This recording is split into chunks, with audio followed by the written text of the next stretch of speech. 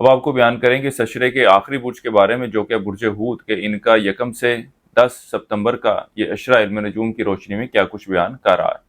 وہ لوگ جو 19 فروری سے 20 مارچ کے اشرے میں پیدا ہوئے ہیں وہ برج حوت کے تحت آتے ہیں۔ اس کے علاوہ اگر آپ کو اپنی تاریخ پیدائش معلوم نہ ہو اور آپ کا نام دال چے سے شروع ہوتا ہے تو بھی آپ برج حوت کے تحت آتے ہیں۔ برج حوت والوں کو چاہیے کہ اس اشرے کے دوران ہلکے براؤن اور وائٹ کلر کے کپڑوں کا استعمال کریں۔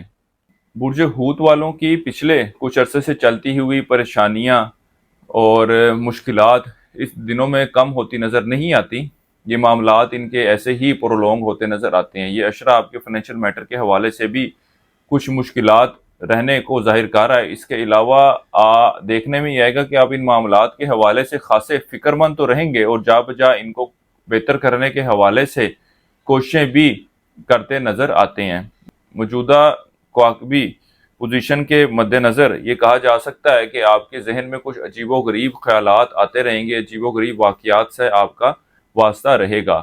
اس اشرے میں ایک اچھی بات یہ دیکھنے میں آئے گی، پچھلے کچھ عرصے میں جو آپ نے اپنے مخالفین یا دشمنوں میں اضافہ کیا تھا، ان دنوں میں ایسی پوزیشن نظر آتی ہے کہ آپ ان معاملات کو بہتر شکل دینے کے حوالے سے، ان سے اچھے تعلقات استوار کرنے کے حوالے سے، آپسی رنجشوں دشمنیوں کو ختم کرنے، کمی لانے کے حوالے سے کوششیں کرتے نظر آتے ہیں۔ اس اشرے کا وقت آپ کے دفتری معاملات کے حوالے سے بھی اچھی سوچ و بچار اور معاملات کو اچھے طریقے سے لے کر چلنے کو ظاہر کر رہا ہے۔ اس کے علاوہ ان دنوں میں آپ کو اچھی اور بہتر صحت سے واسطہ رہے گا۔ وہ لوگ جو مستقل بیماری کا شکار تھے، اللہ کے فضل و کرم سے ان کی صحت میں بھی بہتری آتی نظر آ رہی ہے۔ اس کے علاوہ یہ اشرہ ان لوگوں کے لیے بھی خوشگوار ثابت ہوگا جو نوکری کی تلاش میں ہیں۔ ان دنوں میں ان کو اپنے چھوٹے بہن بھائیوں کے توسط سے، اپنے یار دوستوں کے توسط سے کوئی نوکری کا سبب بنتا نظر آ رہا ہے۔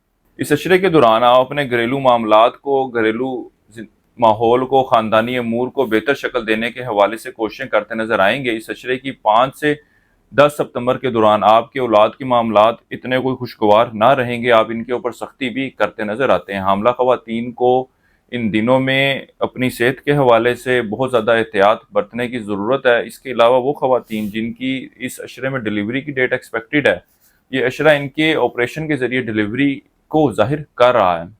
وہ لوگ جو پراپرٹی یا سواری کی تبدیلی کے خواہش مند ہیں، ان دنوں میں آپ کی یہ خواہش حقیقی شکل لیتی نظر آ رہی ہے۔ ان دنوں کی اس عرصے کی 7 تاریخ کو عطارد تربیع ہوگا یورینس کے ساتھ، اور 8 تاریخ کو ایک میجر نظر شمس مقابلہ زحل بھی بنتی نظر آتی ہے، جو کہ آپ کی زندگی میں کچھ مشکلات آنے کو اور آپ کی ذہنی ٹینشنوں میں، ذہنی پریشانیوں میں اضافہ لانے کا باعث بن سکتی ہے۔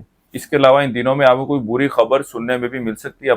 اپنے آپ کو ذہنی طور پر تیار رکھیں۔ اللہ تعالیٰ سے دعا ہے کہ اللہ تعالیٰ آپ کے معاملات میں آسانی پیدا فرمائے۔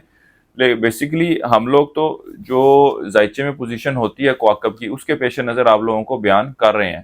تو باقی اللہ تعالیٰ سے ہمیشہ دعا رہی ہے کہ اللہ تعالیٰ آپ لوگوں کے معاملات میں آسانی پیدا فرمائے اور آپ کی مشکلات کو دور فرمائے۔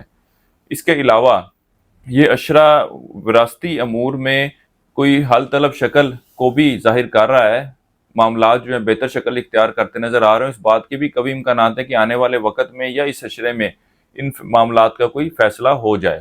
وہ لوگ جو عشق و محبت کے معاملات سے وابستہ ہیں، یہ اشرہ ان کے لیے اتنا کوئی خوش آئین ثابت نہ ہوگا۔ یہ وقت ان کے آپسی تعلقات میں خرابی، بگاڑ کو ظاہر کر رہا ہے۔ وہ لوگ جو بیرون ملک جانے کا ارادہ رکھتے ہیں، ان کو چاہیے کہ اس اشرے کے دوران ان معاملات کے حوالے سے کسی بھی شخص کو کوئی رقم نہ دیں، کیونکہ ان معاملات کے حوالے سے ان دنوں میں کوئی حل طلب شکل نکلتی نظر نہیں آتی۔ اس عرصے کے لیے ایک وظیفہ آپ کو بتا رہا ہوں، یا اللہ یا حفیظ، 3 تسمیہ آپ نے اس کی کرنی ہے روزانہ عشاء کی نماز کے بعد، اور اللہ تعالیٰ سے دعا کریں اللہ تعالیٰ آپ کے معاملات میں بہتری فرمائے۔ اس کے علاوہ حسب توفیق گڑ کا صدقہ کرتے رہیں۔ اس عرصے کی 7 تاریخ آپ کی 4، 5 اور 9 ستمبر کی ہے۔ اس عرصے کے لیے اب تک اتنا ہی۔ انشاءاللہ تعالیٰ اگلی ویڈیو میں پھر حاضر ہوں گے، تب تک کے لیے اللہ حافظ۔